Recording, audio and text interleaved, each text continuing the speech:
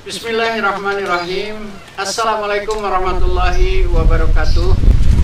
Alhamdulillahilladzi arsala rasulahu bil huda wa dinil haqqi liyuzhirahu 'alad dini kullihi walau karihal musyrikun. La ilaha illallah malikul haqqul mubin Muhammadur Rasulullah shadiqul wa'dil amin. Allahumma shalli wa sallim wa barik ala sayyidina Muhammad wa ala ali sayyidina Muhammad. Alhamdulillah, segala puji serta syukur selalu kita panjatkan kehadirat Allah Subhanahu wa taala yang telah memberikan kita begitu banyak nikmat. Nikmat yang tidak terhingga, setiap saat, setiap detik selalu diberikan Allah kepada kita. Dan untuk itu selayaknya kita selalu bersyukur. Katakanlah alhamdulillah untuk segala nikmat, segala kebaikan yang kita terima. Segala puji hanya milik Allah. Dan semoga salawat serta salam selalu tercurah ke atas idola kita, junjungan kita, role model kita, tauladan kita, Rasulullah Muhammad SAW yang telah membawa risalah kebenaran, yang meluruskan ajaran-ajaran yang ada, dan Allah mengunggulkan agama ini di atas agama-agama lainnya. Juga kepada para keluarga, sahabat, tabi'in, dan kita semua yang mengaku sebagai umat Rasulullah Muhammad SAW hingga akhir zaman. Amin ya Allah ya Rabbal Alamin. Akang teteh yang baik, senang sekali saya Dani Jaif ketemu lagi di Suara Hati Dani Jaif. Ini adalah kanal berbagi pengalaman dan inspirasi kehidupan yang mengedepankan suara hati. Apa itu suara hati? Suara hati adalah internalisasi diri, komunikasi internal yang dilakukan oleh masing-masing pribadi, yang menempatkan diri ini sebagai pelaku utama, yang menempatkan diri ini sebagai yang paling berharga, dan berusaha untuk menguatkan diri bahwa memantaskan diri, bahwa diri ini pantas dimuliakan. Dan bagaimana caranya? Caranya adalah dengan melakukan segala kebaikan yang diinginkan sesuai dengan yang diinginkan oleh sang pemilik diri dan sesuai dengan petunjuknya. Itulah yang ingin dikisahkan di sini intinya Akang Teteh, dan saya yakin Akang Teteh semua juga mengalami pergolakan itu, komunikasi internal yang sangat riuh rendah ya di dalam diri. Saya yakin itu pasti Akang Teteh semua mengalaminya, karena hati ini memang selalu gelisah intinya ya, dan yang bisa menenangkan itu insya Allah kalau kita dekat sama Allah, kalau kita selalu meminta pertolongan Allah, meminta petunjuknya, hati ini akan menjadi tenang. Dengan banyak mengingat Allah, hati menjadi tenang. Nah, itu Akang Teteh, jangan kemana-mana, tetap di Suara Hati. Sebentar lagi saya akan kembali. Jangan kemana-mana.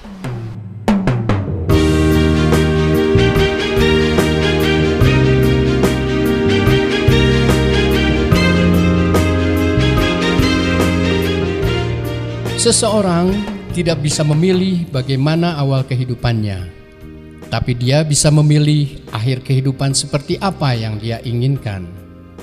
Dani Jaif dikenal sebagai penyanyi bersama band 90-an asal kota Bandung, Java Jaif. Selama 30 tahun bermusik, mengalami dinamika pasang surut dalam karirnya. 10 album sudah dihasilkannya. Karunia indah suara lahiriah telah mengangkat derajat kehidupannya serba kecukupan. Tapi dia gelisah, ada sesuatu yang dia abaikan dalam kehidupannya. Kemudian Allah memberinya hidayah untuk menjadi pribadi yang lebih berserah dan amanah. Dan diyakini lebih senang mendengar dan melantunkan suara hatinya.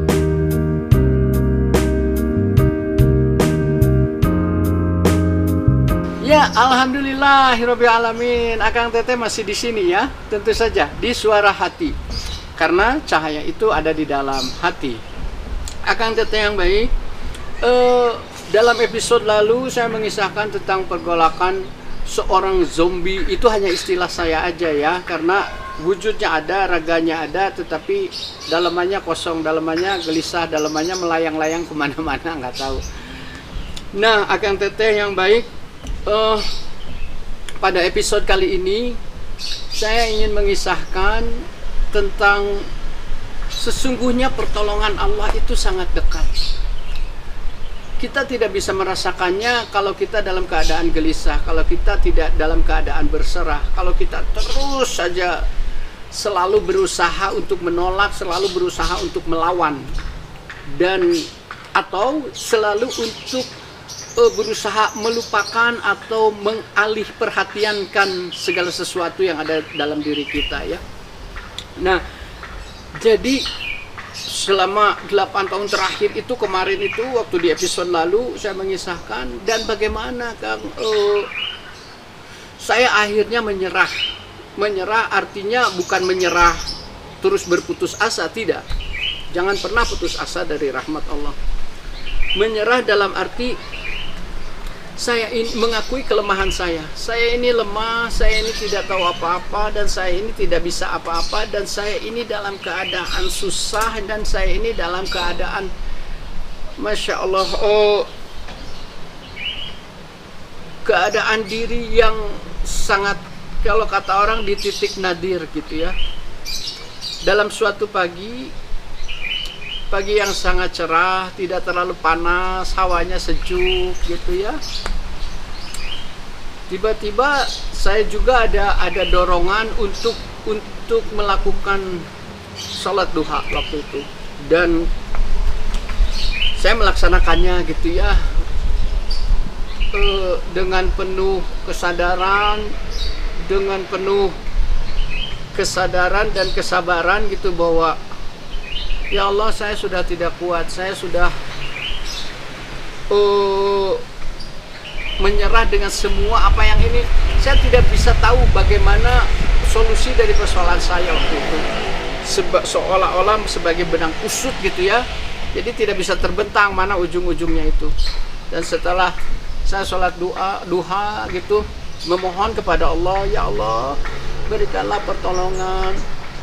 Saya ingin hapus semua kesalahan gitu, ya. Saya ingin menjadi pribadi yang lebih baik, saya ingin menjadi pribadi yang lebih dekat kepada Engkau gitu, dan yang paling utama adalah perbaikilah ibadahku dan kehidupanku.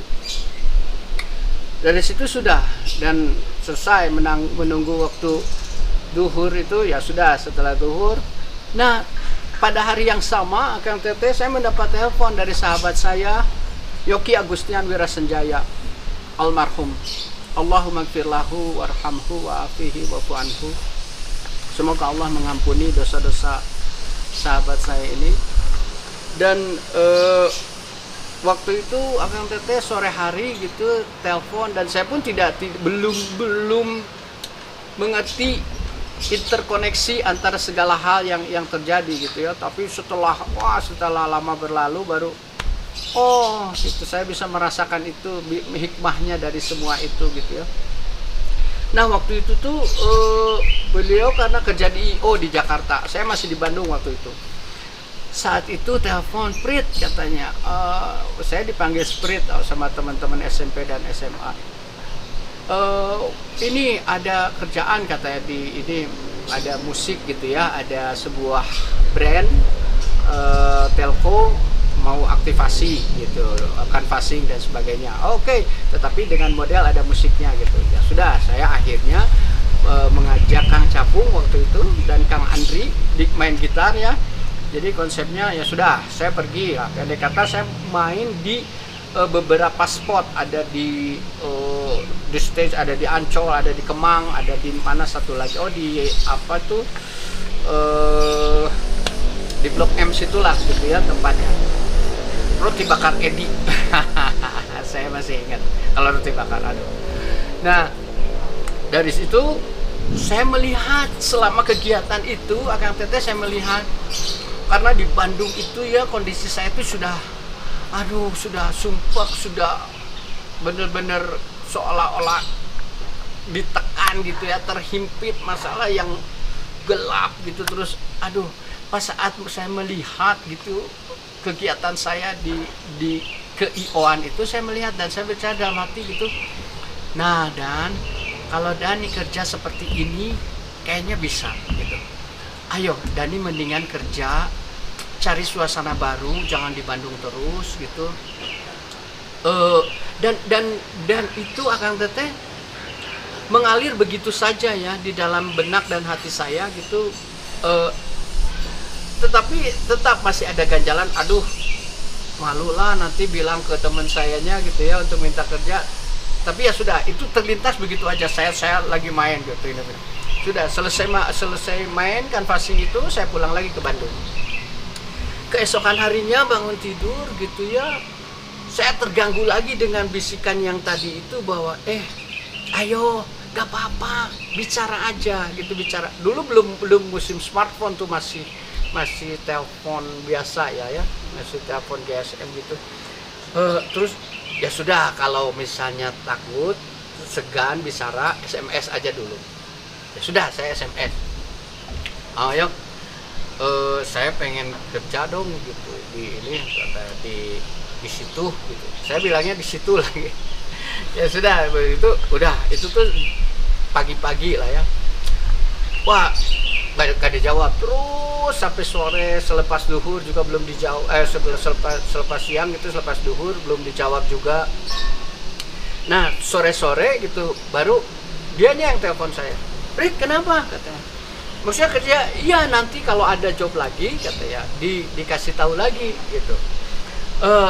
Saya bilang, bukan, maksudnya kerja di IO.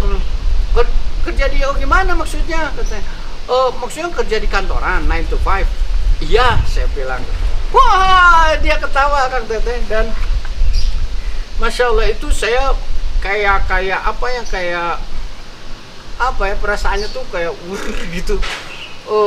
Ada semriwing terus panas gitu ya, karena menahan malu atau apa, saya juga nggak tahu waktu itu, tetapi ya itu terucap dan mengalir begitu aja.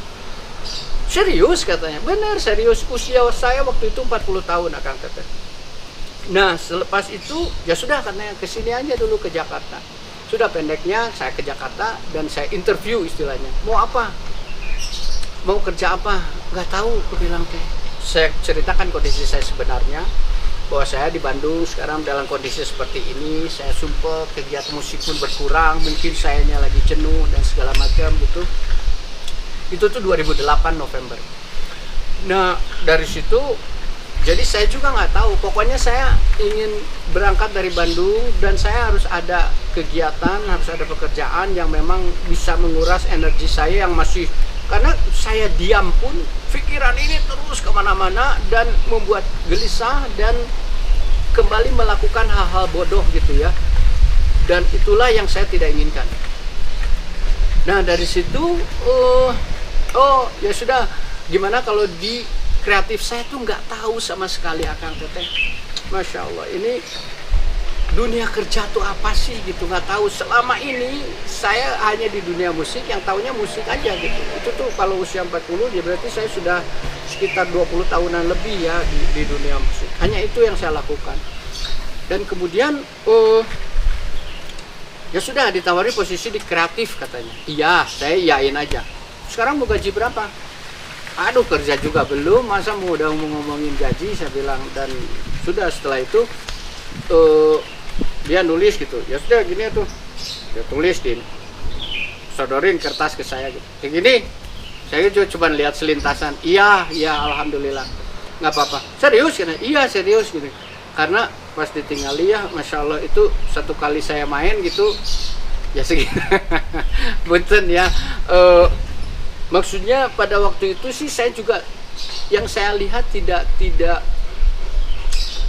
materi atau pengakuan dan sebagainya, tidak. Yang penting saya harus pergi, harus menyalurkan energi yang masih bergolak ini ya. Karena waktu itu Akang Teteh, saya tuh berada di persimpangan crossroad itu, antara Dani mau gaspol dalam ke kiri gitu ya, dalam keburukan, silakan. Tidak ada juga yang bisa melarang. Dan kenyataannya memang tidak ada yang bisa melarang saya waktu itu mau ngapain, apapun gitu ya. Nggak ada yang ngingetin saya gitu. Kalau Dani itu yang diinginkan, mangga silakan, terserah. Tetapi saya menolak gitu bahwa saya tidak ingin keburukan. Saya sudah tahu ujungnya keburukan itu di mana dan saya tidak inginkan itu. Saya ingin kebaikan. Saya belum tahu ujungnya kebaikan itu di mana gitu. Dan alhamdulillah Akang Teteh, Allah melembutkan hati saya dengan memberikan hidayah awal itu gitu ya untuk keluar dari Bandung. Sampai akhirnya sudah saya kerja lah, pendek kata di IO lah ya. Nah di IO itu Akang Teteh lucu sekali. Oh sebelum kerjanya begini, karena saya tidak tahu apa-apa tentang dunia kerjanya. Saya tuh ditelepon, ya sudah habis interview itu saya langsung pulang lagi ke Bandung. Nah baru nyampe Bandung ditelepon lagi sama teman saya. Ini sorry katanya, bisa office enggak katanya ya. Hah? Apa office-nya? Saya juga nggak tahu. Maksudnya ya itu kan pengetahuan umum, tetapi saya juga bukan termasuk orang yang ngoprek komputer gitu. Tapi teman-teman saya yang lain ya ada yang ngoprek. Waktu itu saya termasuk yang gaptek lah waktu itu. Apa itu? Ya katanya kalau kerja di kantoran ya itu mah standar, katanya harus bisa lah komputer karena kita kan semuanya juga sini pakai komputer katanya. Office-nya apa? Ya office itu ada PowerPoint, ada Excel, ada Word katanya. Kalau Word mah itu yang ngetik-ngetik itu pasti bisa dong ngetik, insya Allah. Terus kalau PowerPoint itu yang buat presentasi gitu-gitulah katanya. Wah saya nggak kebayang, namanya aja asing buat saya waktu itu PowerPoint. Dan satu lagi Excel lebih asing lagi buat saya, itu tentang apa ya yang bikin buat keuangan gitulah. Nah dari situ sekarang gini katanya, ini kan masih di akhir bulan waktu itu, akhir bulan Oktober Akang Teteh tanggal 23 atau 24 gitu ya. Sekarang kan masih ada waktu katanya, ini juga mulai kerja baru bisa November katanya. Jadi sekarang sih mendingan les dulu lah, crash program katanya gitu, kursus singkat komputer. Usia 40 tahun harus kursus komputer ya, ada keengganan dalam diri saya, maksudnya tuh atulah gitu ya, tetapi dah gimana harus ya. Nah dari situ iya oke, saya bilang oke aja. Nah kalau urusan biaya ini nggak apa-apa lah, udah jangan dipikirin kata. Iya insya Allah saya bilang kayak ini. Udah dari situ jadi gimana ini saya harus bisa office. Akhirnya ya saya telepon saudara saya di Japajai, Kang Edwin. Kang Edwin Damang, sehat selamat selalu ya saudaraku, alhamdulillah. Aduh hatur nuhun. Saya dekat sekali sama Kang Edwin ini. Waktu itu saya ingat ya, telepon Kang Edwin. Kang Edwin waktu itu masih lagi kerja di Radio B di Dago kantornya. Saya telepon, Win, saya teh mau kerja nih. Kerja apa katanya? Di kantoran lah gitu, di IO gitu. Oh gitu. Sama juga, ketawa juga. Jadi orang-orang yang tahu bahwa saya ini pengen kerja dan mau kerja, semua orang tuh ya ketawa. Bahkan prejudis gitu ya, sebagian teman-teman yang lain yang menjadi teroris itu paling saya tama gawe paling 3 bulan, paling 4 bulan gitu, nggak akan betah gitulah ya. Karena memang sebelumnya gaya hidup saya tidak di dunia yang disiplin gitu, yang rutin gitu ya. Tapi kalau disiplin sih insya Allah ya masih ada sedikit lah. Kalau komitmen nah itu diragukan. Nah Kang Teteh bedanya begitu. Saya telepon Edwin, Bin, ini harusnya apa PowerPoint gini, saya ke situ ya gitu. Oh ya boleh, sok saya ke sini. Saya ke kantor Kang Edwin. Udah saya ke Dago, cerita PowerPoint. Saya juga nggak tahu, katanya nggak pernah. Ya tapi kan Ibin mah ngoprek komputer, aku bilang di ini. Ya sudah, ya bukalah komputernya. Kalau Word mah tahu kan, nih Word katanya ini. Kalau PowerPoint nih PowerPoint. Jadi saya tuh ya menghadapi monitor, menghadapi mouse gitu. Ada ya hardware komputer itu ya, ada CPU, ada ini keyboard, layar gitu, screen tuh sesuatu yang apa sih ini tuh ya, saya nggak sama sekali. Meskipun waktu itu ada sih PC gitu ya di studio, karena waktu ada di studio rekaman itu memakai di rumah itu ada studio rekaman itu pakai Pro Tools gitu ya, dan itu pasti pakai software dan perlu hardware-nya berupa komputer gitu. Nah dari situ tuh ya sudah, ini klik aja nih, kalau klik kiri untuk ini, klik kanan untuk ini ya. Oh ya, saya klik. Jadi semalaman itu ya, malam itu saya di kantor KNW terus aja ngoprek di ini PowerPoint. Nah ini PowerPoint katanya. Ini sih untuk presentasi, katanya ini bisa masukin foto apa segala macam, bisa ngetik di situ gitu. Oh canggih ya gini komputer tuh ternyata ya, saya bilang. Ya sudah, kalau Excel, nah kalau Excel saya juga nggak ngerti Excel mah ya, kata KNW. Nih Excel tuh kayak gini, tuh kolom-kolom gitu aja, saya juga nggak ngerti. Ya udah. Akhirnya terus saya ngoprek komputer aja terus ya kan, sampai hari H-nya saya pergi ke Jakarta. Yang tadi itu orang-orang ya tidak percaya kalau saya ingin kerja, itu ujian yang sangat berat akan teteh. Saya diuji yang ringan-ringan sama Allah. Alhamdulillah saya bisa melalui itu gitu ya, bahwa saya punya kesadaran ingin berubah. Itu sudah tanda-tanda melewati sebuah ujian. Nah terus masuk saya ke dunia baru, itu juga tidak lepas ujian saya naik lagi di kelas menengah gitu ya, atau dengan kata lain dorun gitu.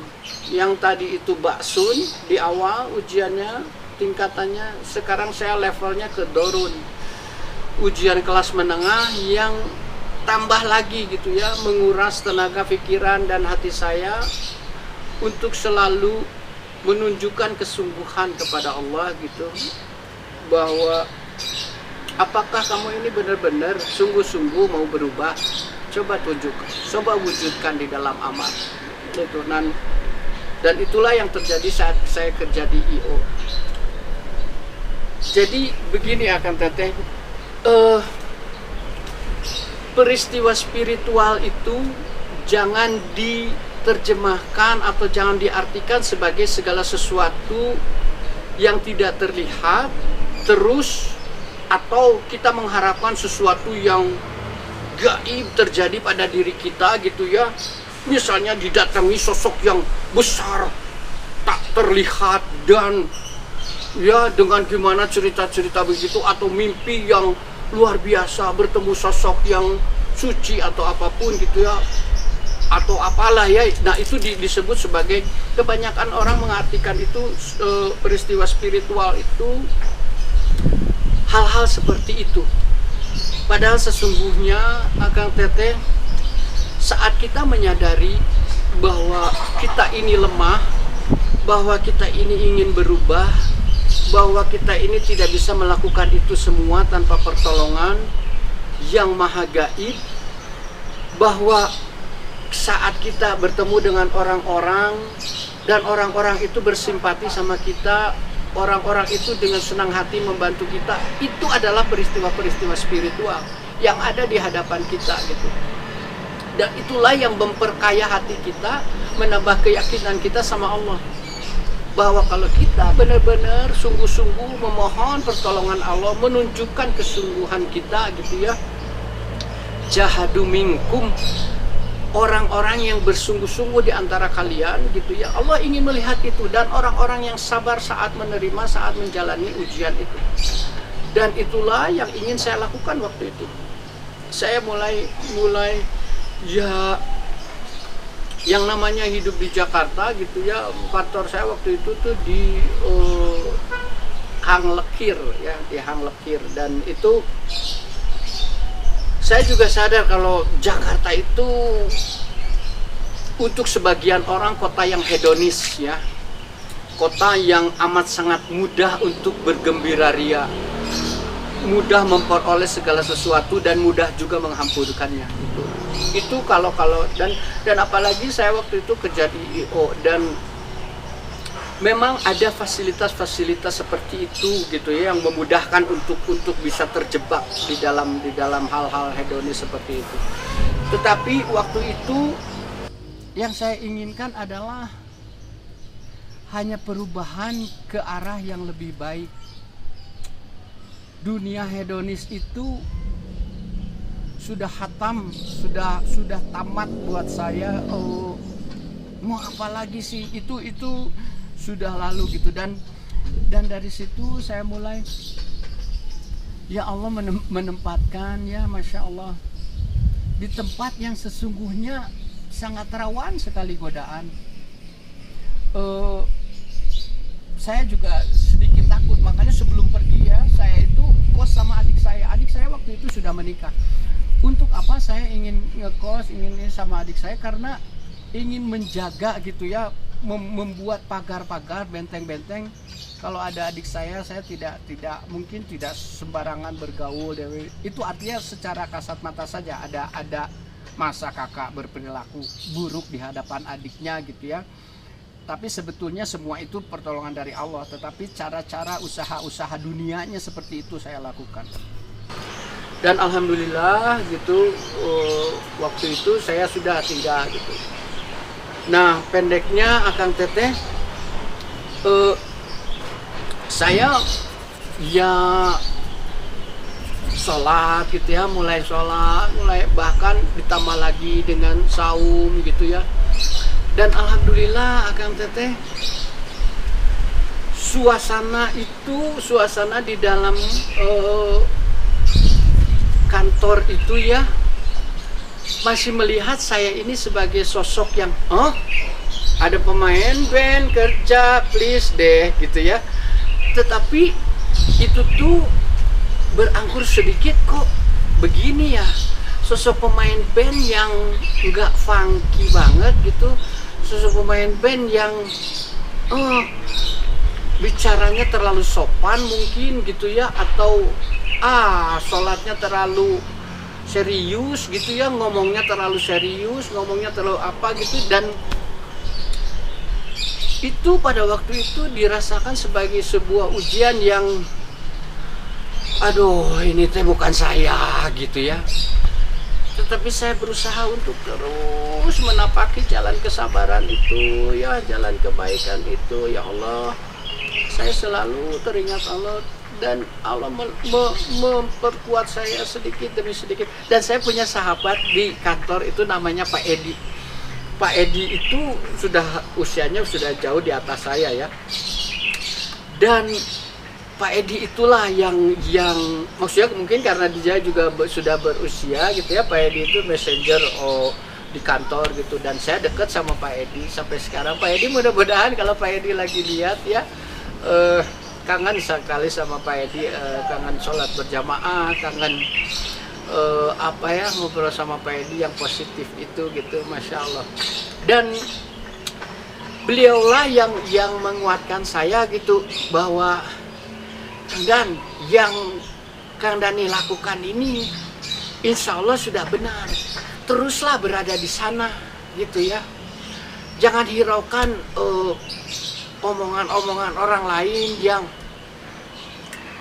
yang melihat Kang Dani dari sisi negatif gitu apa gitu. Dan itu tuh ya, itu cara-cara Allah ya, menguatkan diri saya untuk terus bersabar, untuk terus menerima ujian dari Allah itu, sampai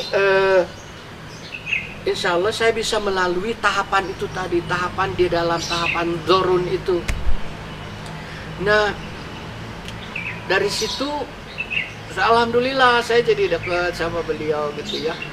Udah, dan alhamdulillah setahun pertama itu nggak, tanpa terasa Akang Teteh, setahun pertama dan tahun pertama itu saya nggak perform kerja itu. Saya nggak tahu ini teh kerja teh apa sih gitu ya. Setahun itu saya hanya ada di belakang meja gitu,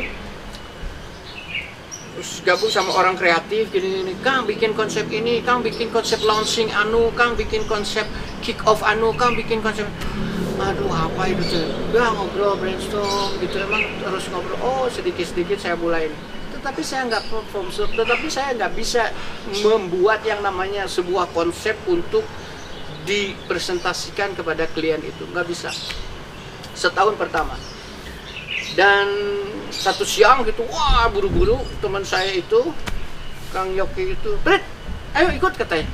Kemana? Aku bilang, kok tumben ngajak saya, selama setahun ini saya nggak pernah keluar kantor. Jadi 9 to 5 itu di kantor aja gitu. Bahkan makan pun ya makan belilah deh dan dimakan di kantor. Jadi saya nggak pernah keluar kantor. Udah dari situ tuh, alhamdulillah. Tapi saya juga jadi, aduh, kenapa nih? Saya ya ada rumah saya gitu ya. Aduh, ini saya nggak enak, saya kayaknya nggak perform nih, nggak asik gitu di ini kinerjanya. Sudah saat keluar gitu, mau kemana? Aku bilang, ikutlah presentasi. Oh, presentasi apa itu? Ya presentasi teh ini kan bikin konsep ini si perusahaan anu mau mengeluarkan anu dan saya konsep. Oh ya, oke. Saya excited mulai dari situ. Nah, jadi saya mulai lihat Jakarta tuh. Wow, gitu ya. Udah sampailah ke kantornya pada waktu presentasi gitu. Ya wah gitu. Orang-orang pada ngelihat saya, mungkin ini siapa, kayak familiar gitu ya, atau apa namanya istilahnya ya, artis kurang terkenal gitu ya di itu.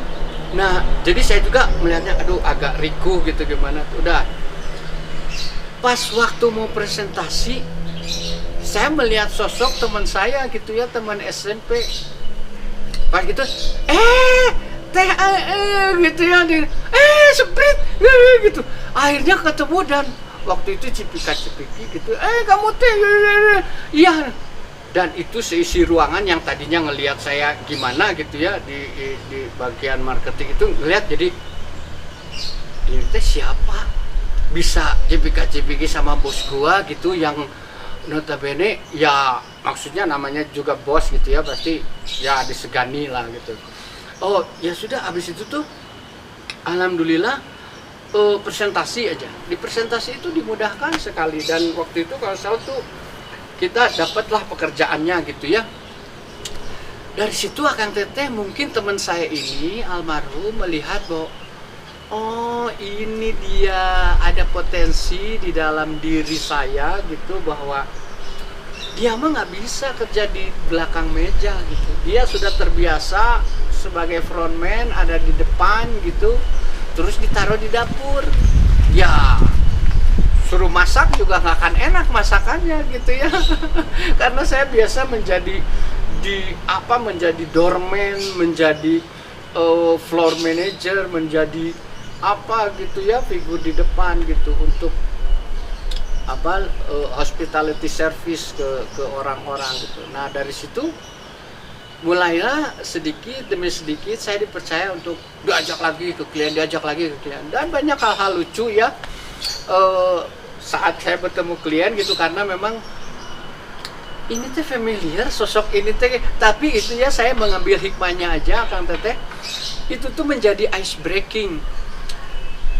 Yang mana presentasi itu yang mencekam gitu, wah tegang gitu, setelah melihat saya gitu dan hal-hal lucu terjadi, misalnya ya pas saat ngelihat itu direkturnya, saya familiar dengan ini Kahitna ya katanya. Gitu. Oh bukan, Kahitna band tetangga. Aku bilang kalau saya band yang satunya lagi, kami sama-sama dari Bandung. Saya di Java. Oh iya, maksud saya Java Jive katanya. Kang Dani kan katanya. Iya betul. Oh iya maaf enggak apa-apa aku bilang gitu. Nah seperti itu. Ada lagi yang lebih parah, kulihatnya manajer gitu ya keluar tiba-tiba melihat, Ionya mana? Ini oh melihat saya, loh best jam katanya. Jadi pas ngelihat saya best jam gitu aja, spontan aja dia best jam katanya. Dan wah gitu, ketawa semua orang di dalam ruangan itu. Nah Akang Teteh dari situ tuh mulailah saya jadi dipercaya terus gitu ya, dan beberapa klien saya dapatkan mulai gitu, dan saya mulai merasakan nikmatnya kerja gitu ya. Alhamdulillah, Masya Allah, saya teh malu sama Allah ya waktu itu gitu. Alhamdulillah Allah teh memberi kekuatan sama saya untuk sabar gitu, sabar gitu, karena aduh itu tuh nggak mudah sama sekali Akang Teteh ya. menghadapi reaksi orang yang masih begitu gitu, terus saya teh harus meredam ego, meredam gengsi, ya saya mah itu udah dikantongin lah ucapan orang, sindiran orang gitu kiri kanan, aduh masya Allah, itu tuh berat sekali. Dan itu tuh sempat membuat ya saya merasakan tingkatan ujian yang berikutnya gitu ya, beberapa saat kemudian buat saya nanti saya ceritakan ya. Ini pokoknya saya itu di situ menjadi account eksekutif pendeknya ya. Dan setelah itu saya melihat gitu, ada satu saat ada telepon itu di tahun keberapa lah, di tahun ketiga. Nah, orang-orang yang menyangka saya cuma hitungan bulan gitu mulai diam. Oh, dia masih kerja di IO, masih kerja di IO gitu. Nah, saya masih tahun pertama masih, tahun kedua masih, tahun ketiga masih. Oh, udah pada diam. Dan akhirnya ya biasa, bahkan masih kerja di ada masih, bahkan ngasih kerjaan ya. Nah, itu insya Allah sebagai bukti keseriusan saya waktu itu gitu. Alhamdulillah diberi kekuatan sama Allah. Dan di tahun ketiga itu mulai saya ada akun asing gitu lewat email, dan saya di waktu itu tuh kalau saya dari Singtel gitu ya. Udah dari situ mulailah saya dipercaya untuk bisa, karena ternyata ada kecenderungan gini, bukan cuma di IO ya Kang Teteh, tetapi di dunia kerja lainnya. Coba saja Kang Teteh, bangsaku ini masih feodal gitu ya, sebagiannya masih inferior gitu, sehingga saat harus berkomunikasi di dalam bahasa Inggris itu ada agak rikuh, ada agak enggan, bahkan menghindar gitu ya. Nah, alhamdulillah akan teh kalau dirangkai gitu ya, alhamdulillah saya teh diberi kesempatan sama Allah kuliah di hubungan internasional, FISIP Unpad, dan selesai alhamdulillah. Nah, di situ kan kalau yang namanya hubungan internasional ya di situ diajarkan lah bahasa Inggris, Arab, Jepang, Jerman gitu, diajarin gitu. Nah, jadi saya teh alhamdulillah sudah terbiasa dengan komunikasi dalam bahasa asing gitu ya. Dan bahasa itu memang kalau nggak dipakai akan lupa gitu. Tapi kalau sering dipraktekkan, practice makes perfect gitu, insya Allah bisa dilakukan lah. Dan yang namanya komunikasi itu tidak hanya komunikasi verbal, ada bahasa isyarat dan sebagainya juga untuk sama-sama ada titik temu. Dari situ saya alhamdulillah udah, dan eventnya sukses, dipercaya lagi sampai waktu itu lewat email gitu ya, hello, I'm from Hong Kong, my name is bla bla bla bla bla, our company apa gini, ada Pegasus itu asal Hong Kong, itu namanya investasi emas ya, dan Akang Teteh nanti lihat aja seperti apa Pegasus itu. Nah, itu salah satu klien saya. Dari situ saya jabanin itu klien dari mulai awal. Saya juga nggak tahu apa yang akan terjadi ini ya. Apakah dia ini benar-benar dari Hong Kong atau dari mana gitu, saya juga nggak tahu. Tetapi yang saya tahu dia gini, ya sudah saya ketemuin aja gini. Ya udah beberapa kali meeting gitu. Dia tuh maksudnya pengen masuk ke pasar Indonesia, mau launching di pasar Indonesia investasi emas itu, dan gini pengen ada di hotel yang bagus gini karena mau menghadirkan sports car apa segala macam ya sebagai ini investasi gitu, apa hadiah investasi dan sebagainya. Tapi setelah itu hilang aja 2-3 minggu, dia nggak ada kabar lagi itu. Oh ya sudah, mungkin udah sama orang lain. Tetapi rupanya dia itu kembali dulu ke Hong Kong. Dia bicara gini, ini ada nemuin IO gini, dia pernah, saya udah lihat profilnya gini, sudah sering ngadain event gitu. Nah, nggak lama ya 3 minggu kemudian tuh dia balik lagi. Hai Dani, remember me, katanya gini. Oh yeah, you, how are you? Fine, thank you. I bring my team katanya to Indonesia, so we can talk more about the event gitu. Oh ya, oke. Ya, can you meet us at the hotel gini? Oh ya sudahlah. Saya datang hotel. Pendeknya saya mengerjakan event itu lagi dan beberapa event lainnya. Dan juga yang paling monumental adalah Selaway ceremony untuk PTTEP Thailand. PTTEP Thailand itu ya mungkin kalau di sini Pertamina-nya lah ya. Pertamina-nya, dan itu orang-orang pentingnya Thailand di PTTEP itu datang ke sini harus dengan segala macam fasilitas dan sebagainya, dari mulai airport dan sebagainya, dan itu di Guna Nusa, dan itu saya harus merancang semua for ridernya apa segala. Guna Nusa itu adanya di Serang. Apa itu acaranya? Acaranya adalah Selaway Rig. Rig itu akan teteh bayangkan ya, ini ada apartemen 9 lantai, tingginya ya 9 lantai, bayangkan. Berarti kalau satu ininya 4 meter ya 4 kali 12 itu berapa? Sekitar 50-60 meteran gitu ya.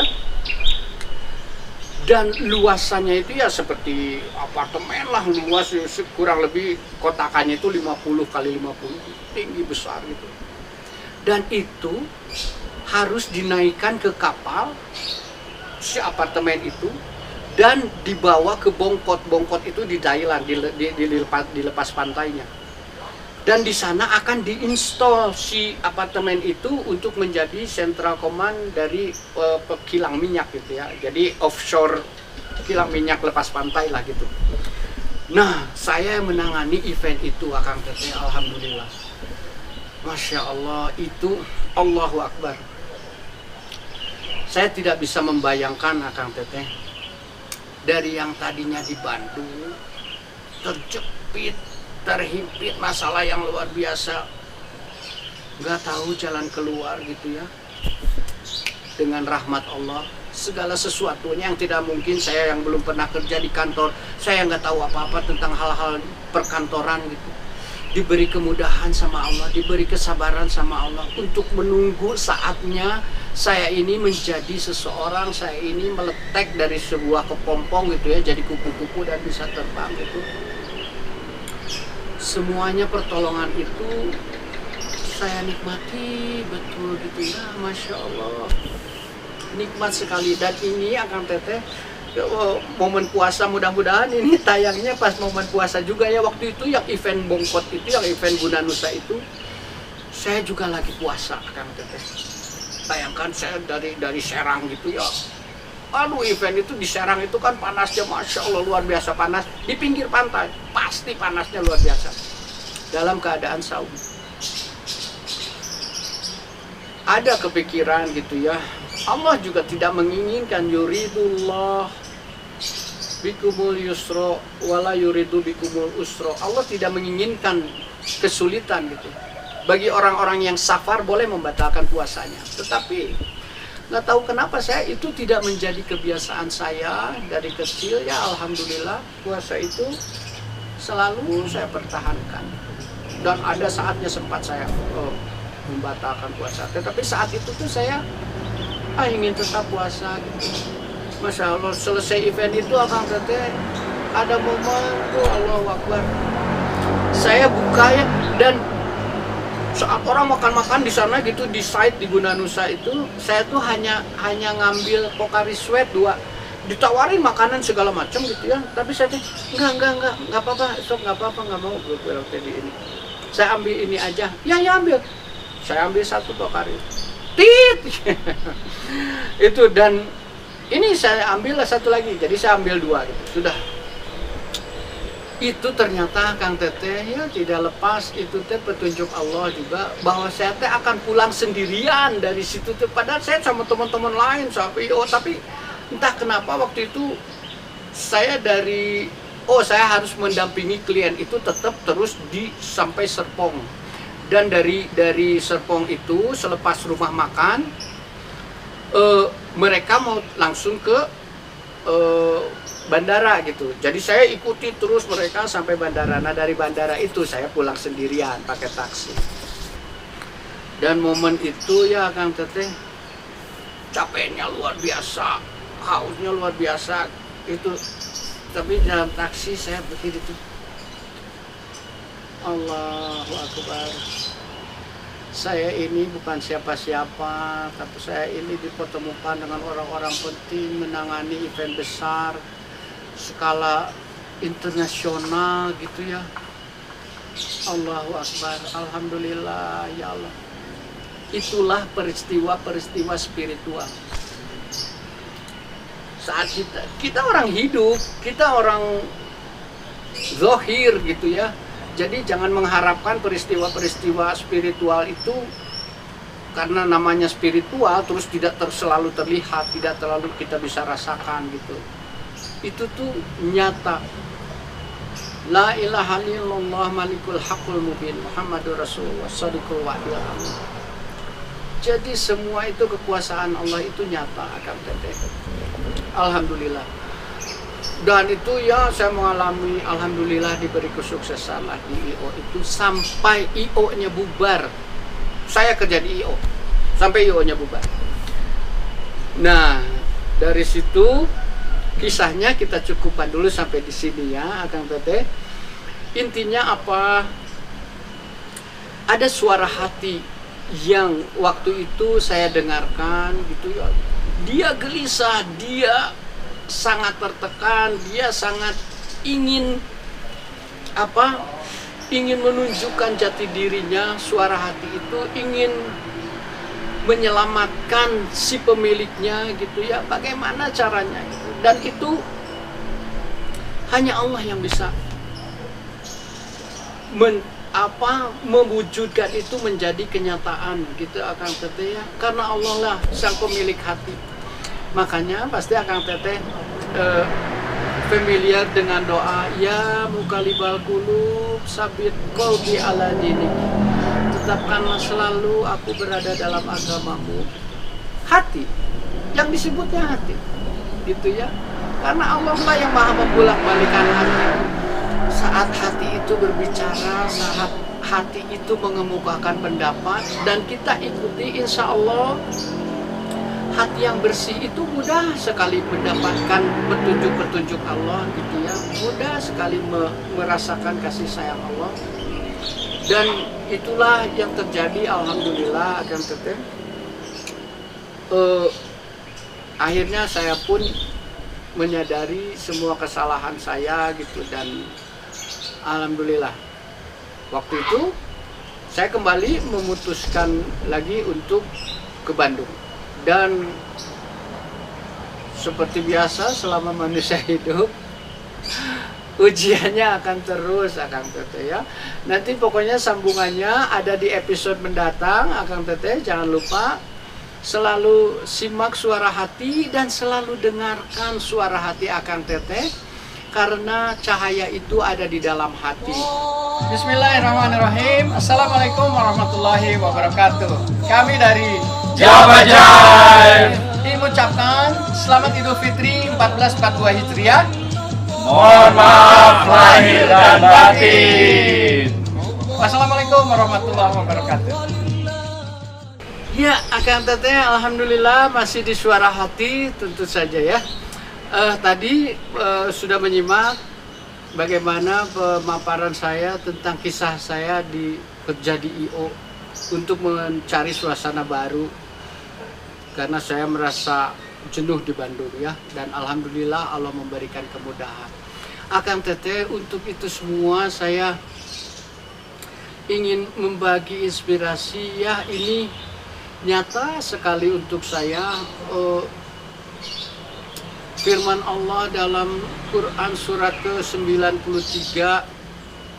Ad-Duha ayat ke-1 sampai 11. A'udzu billahi minasyaitonir rajim. Bismillahirrahmanirrahim. Wad-duha wal-laili idza saja. Ma wadda'aka rabbuka wa ma qala. Walal akhiratu khairul laka minal ula. Wala sawfa yu'tika rabbuka fatarda.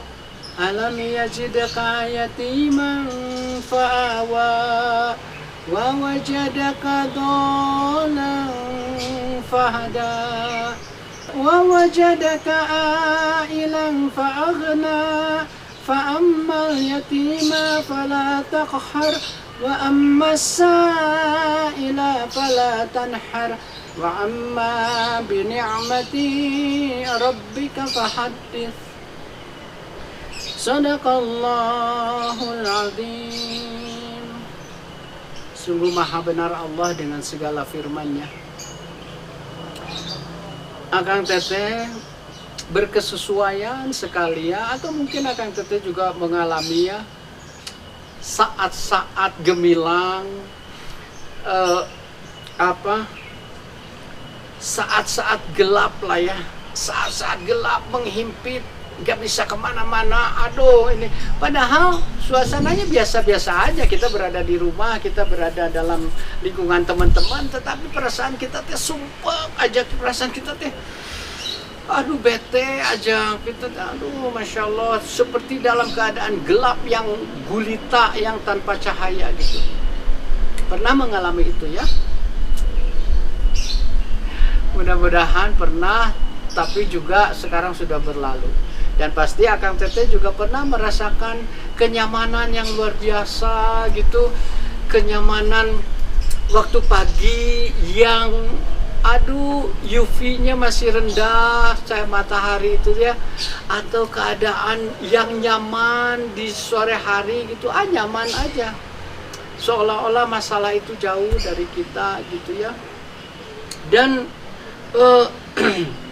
dari kesemua keadaan apapun Akang Teteh, yakinlah bahwa Allah teh selalu berserta kita. Baik dalam keadaan sempit maupun dalam keadaan lapang, Allah itu pasti selalu berada bersama kita. Jadi jangan pernah lupa, kalau sedang sempit, jangan pernah putus asa, Allah itu ada di dekat kita. Kalau sedang lapang, jangan terlalu ria, jangan terlalu ujub, jangan terlalu bergembira, karena Allah juga tidak menyukai orang-orang yang berlebihan. Ya. Sesungguhnya hari kemudian itu adalah jauh lebih baik daripada hari yang lalu ya. Dan Allah itu akan memberikan karunia sampai engkau puas, katanya gitu ya. Jadi itu luar biasa. Perjalanan saya kemarin itu ya, di episode ini yang tadi saya ceritakan itu benar-benar Allah memberikan saya kepuasan yang luar biasa gitu. Dan Allah itu nyata pertolongannya. Allah itu benar-benar maha baik, maha nyata, maha kuasa, maha menolong, maha pengasih, maha memberi tanpa perhitungan. Itulah yang saya rasakan.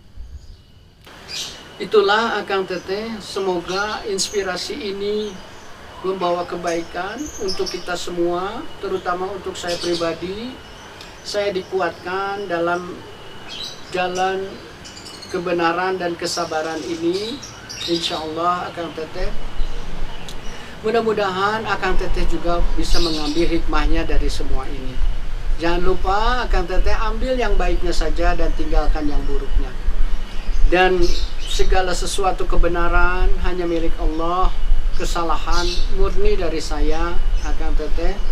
Mudah-mudahan kita bisa bertemu lagi di episode mendatang dengan kisah lanjutan saya dari episode yang sekarang ini. Jadi Akang Teteh jangan lupa untuk subscribe, like, dan share, juga komen suara hati dan Jaif, karena suara itu ada di dalam hati. Subhanakallahumma asyhadu an la ilaha illa anta astaghfiruka wa atubu ilaik. Wassalamualaikum warahmatullahi wabarakatuh.